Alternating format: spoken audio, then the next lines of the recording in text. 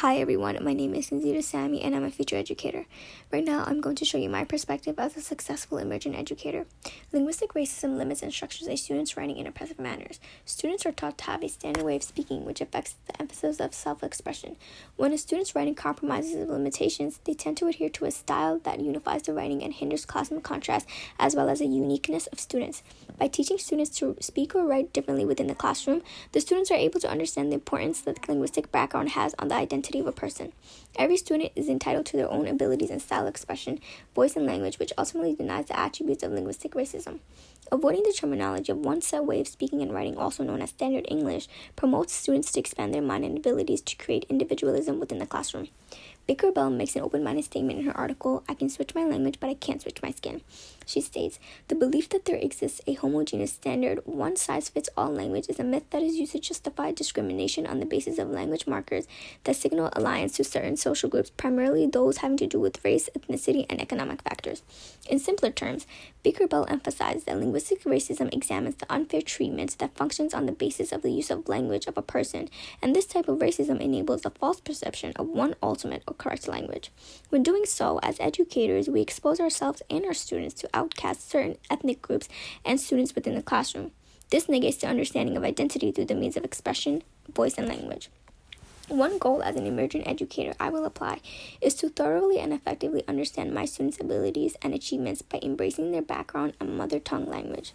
Aja Y. Martinez states in her personal reflection, "I was embarrassed and confused when an English professor said my writing suffered because of my background in ESL.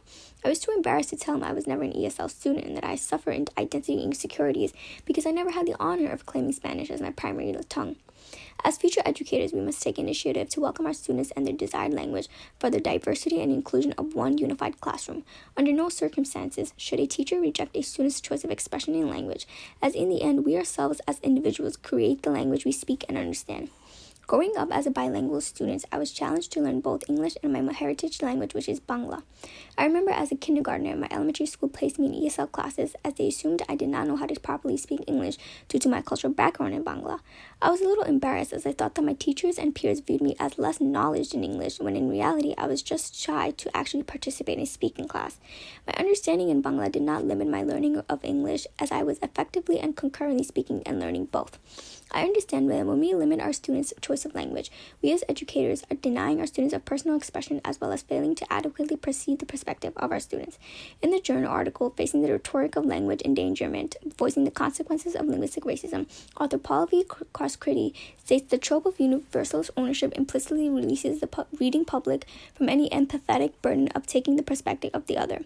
What Korskriti implies here is that when we as individuals conform to a universal language, we're refusing to allow ourselves to understand the language of another, and therefore the inability to take the perspective of the other. When doing so, we also reject the cultural diversity and inclusion, which in classroom settings is important considering the atmosphere in a classroom is built upon student diversity. As my video comes to an end, I would like to reiterate my personal goals as a rising teacher and educator. One of the important issues I believe as an emergent educator is to understand my students while acknowledging their cultural backgrounds that create their unique differences.